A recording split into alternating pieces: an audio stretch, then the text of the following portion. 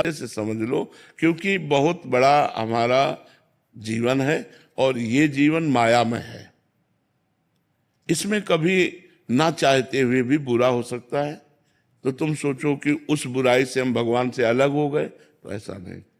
ये बात पकड़े रहना। तो माया मुक्त होने के लिए ये बहुत बड़ा, जैसे तूफान आ गया और हमको बहुत बड़ा बोट मिल गया, सहारा मिल गया बोट में बैठने का, तो हम तूफान से पार हो जाएंगे। ऐसे ही हमारे लिए भगवद आश्रय, इसे भगवद आश्रय कहते हैं। मैं भगवान का हूं, मेरे से गलती हो गई, पाप हो गया, मैं भगवान का हूं।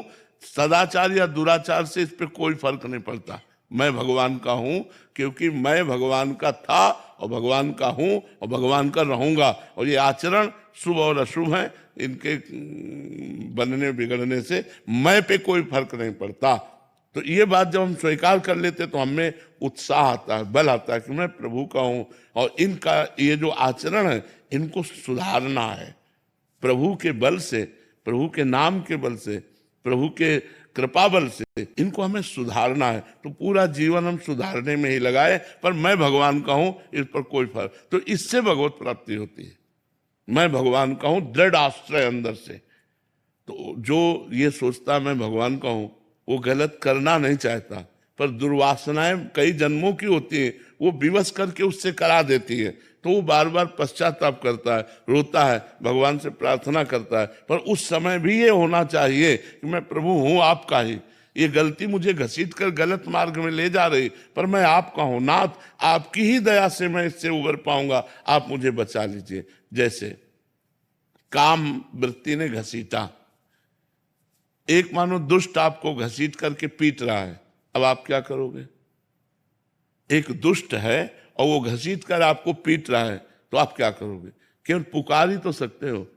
बचाव पक्ष में अपने जो अपने हैं उन्हीं को तो पुकार सकते हो। तो सबसे ज्यादा प्रिय अपने भगवान है, तो हम भगवान को, हे भगवान देखो भगवान काम हमको घसीट कर ले जा रहा है, ऐसे चला जाता है इस मार्ग में, हे भगवान हे दया सिंधु। तो भगवान बचाएंगे, और नहीं बचाएंगे तो कोई ऐसा अनुभव देंगे जो अगली बार से आप निकल जाओगे। मतलब प्रारब्ध बहुत बुरा है तो फिर वो ऐसा संयोग अभिमान नष्ट करने के लिए हो सकता है, फिर आपको रास्ता देंगे भगवान, ये रास्ता है अंदर ऐसे, और अंदर से आप ऐसी जगह पहुंच जाएंगे जहां काम आपको छू नहीं सकता है। इसलिए पहले तो ये दृढ़ करो कि मैं भगवान का हूं, भगवान मेरे हैं, इसमें कोई संशय नहीं।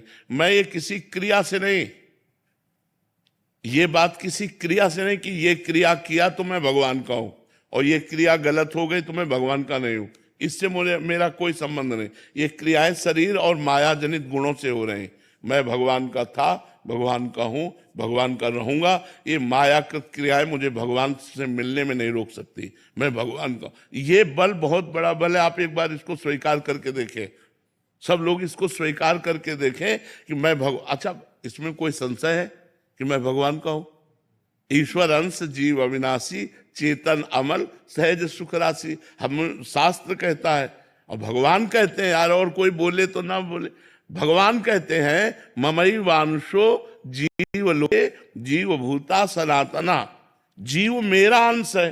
जब भगवान कहते हैं तू मेरा है, तो यार हमको बोलने में क्या जाता है कि मैं भगवान का हूं।